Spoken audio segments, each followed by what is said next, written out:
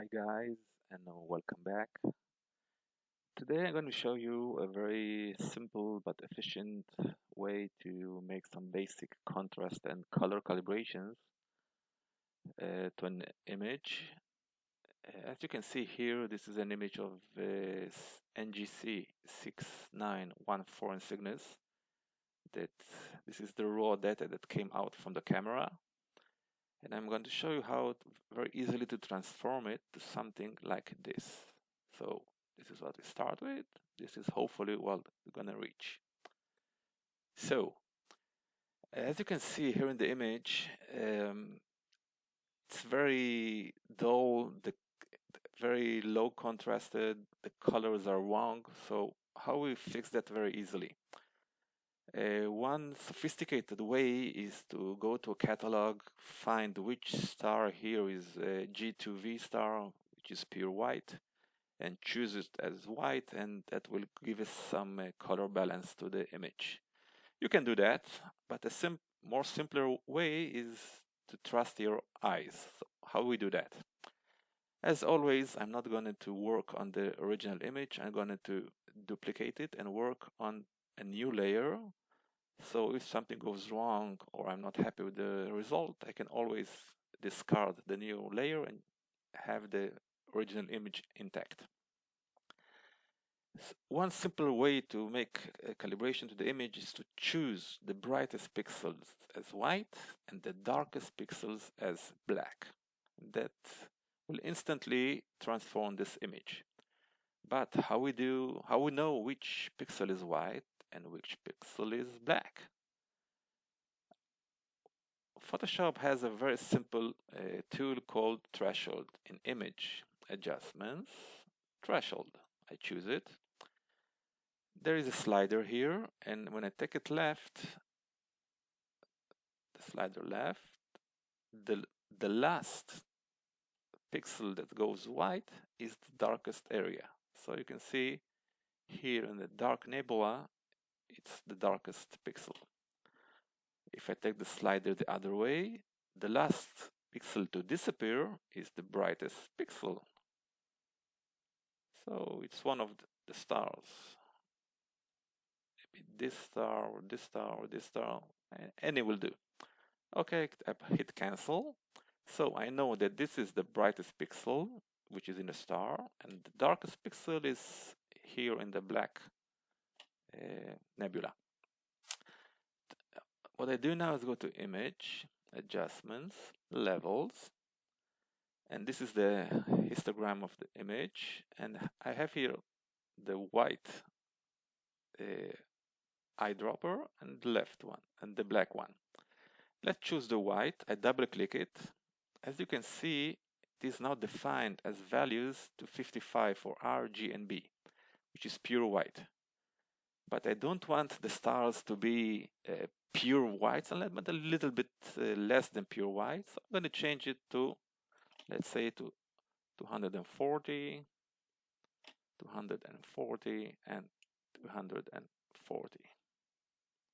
You can see the difference here between the pure white and the new white, which is quite obvious, but when you look at the image, you won't see it. Hit OK, chose the white dropper, and go to the star that I found out before, which is a white one. Let's say here in the middle, and click it. On the same way, I'm going to choose now the black eyedropper, double click it. You can see it is defined to RGB 0, which is pure black. But the skies are not really black, not cold black like here. So I'm gonna change it to 20, 20, and I like the skies a little bit bluish, so at the blue I hit 25. You can see you can barely see the difference here, and I hit OK, and choose the black tool, go to my blackest pixel, which was about here, and hit it. You can play a little bit around to see the impact it has on the image until you find the correct spot, which is your black. Okay, is your black pixel. So all I did till now is chose the white pixel, which was the star, chose the black pixel, which was here in the nebula. Now I hit OK. Since I changed the default values of the black and white, I'll hit OK, and from now on, I won't have to change it each time. Photoshop will remember it. So in a very simple way, we transform this image to this image, which looks much nicer. Let's take a look at the histogram. As you can see, the red is way off to the right, whereas the green and blue are pretty much in the same place. Many people think that the red, green, and blue has to be at the histogram exactly the same. Why is that? Let's take a look at the terrestrial image. This is a terrestrial image which has a lot of data in it, and then it is obvious that the red, green, and blue are pretty much the same.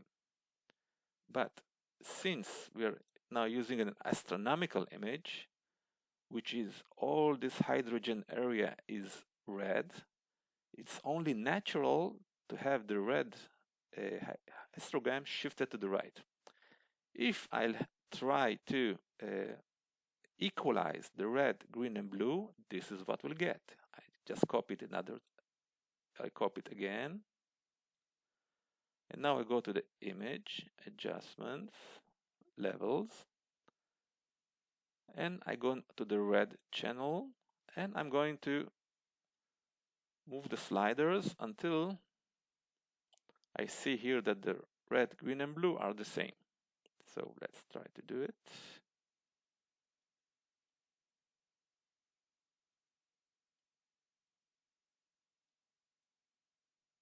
Okay, so you can see that pretty much the red, green, and blue are all the same. But look at the image. All the red nebula is gone. So although the histogram is now equalized, this is not the real nebula. This is the real nebula, which is all the reds around it, because that is how it came out from the camera. And if we try to do it by the book and equalize the histogram, it won't be correct. So I'll throw away this image just to show you. We started with this, now we are with this, which is much more nicer. So that is how, with a few simple steps, converted the dull image to something that looks more appealing to the eyes. One more tip I can give you is this, the repositioning of the image from now it looks vertical. I think if we rotate it 90 degrees left, image adjustments, image rotation, let it 90 degrees counterclockwise. I think now the image is more appealing. Why? Because naturally our eyes go to the left upper image and towards the right lower. This is something natural of the brain. One more thing I can do is crop a little bit here, because I have some gradient here, so I'm going to crop it. Something like this. And this is what we started with. This is now. And thank you for joining me, and hope to see you next time on one of my other videos. Thank you.